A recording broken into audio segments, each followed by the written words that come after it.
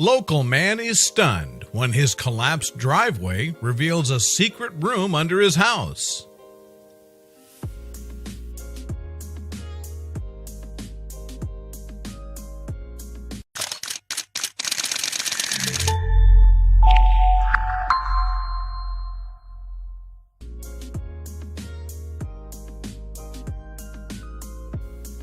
Driveway repair undoubtedly doesn't top anyone's list of favorite weekend activities.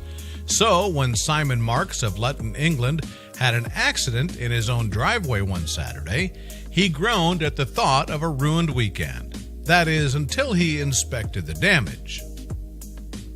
With plans to go out in the afternoon, Simon had simply been reversing his black Vauxhall Zafira out of his front driveway. Unfortunately, when he did so, he felt it lurch forward. At first look, the damage was bad, really bad.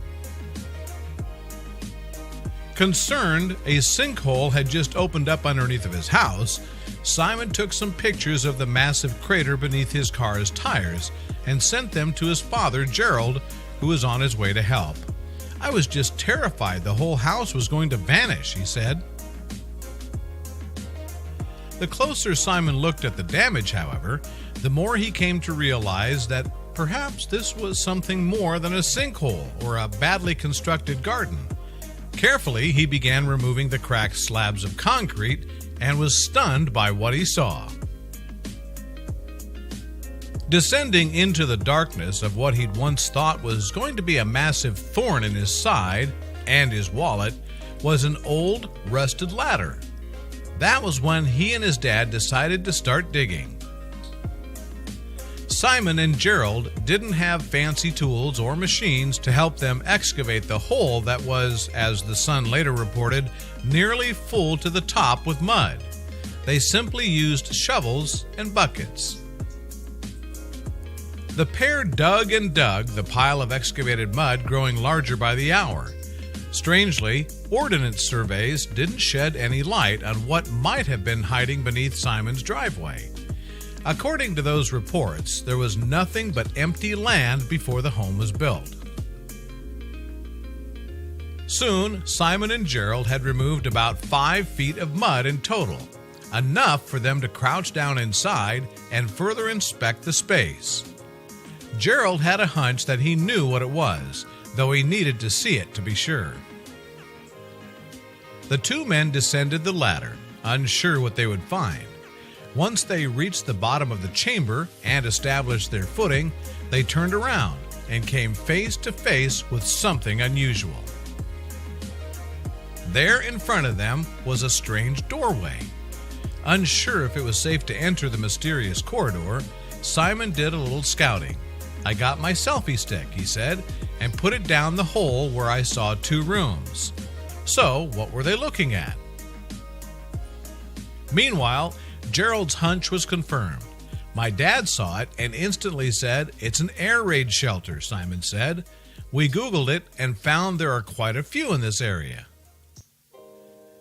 After conducting some research, Simon surmised that the shelter had been built during World War II after a bomb landed near the home. This was a good theory for a number of reasons. During World War II, the Luftwaffe, Germany's Air Force, conducted a number of precision bombing raids on the United Kingdom and its allies.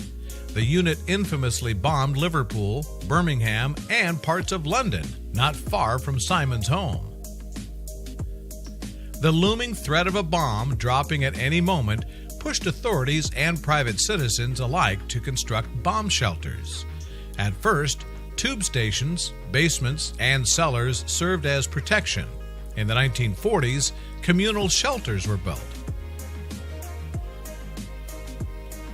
When there was an impending threat of an incoming bomb, authorities activated air raid sirens, which prompted people to head for cover to one of these shelters.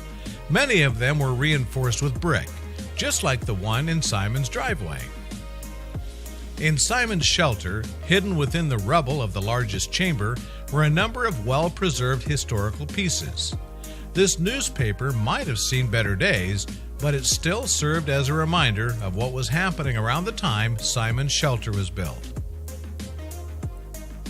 This milk bottle, filled to the brim with caked mud, also offered a small glimpse into the past. Had someone been drinking from it while waiting for the bombs to drop above their head? Whoever owned the house before Simon must have built the driveway right on top of the shelter. When the door's hinges finally rusted away, the door fell into the chamber, making it only a matter of time before the concrete collapsed inwards. It's incredible to think it has all been made by hand, Simon said about the shelter. It's part of our history, so it should be kept. Simon and Gerald hoped that it was structurally sturdy. This way they wouldn't have to have it filled in or remove the shelter.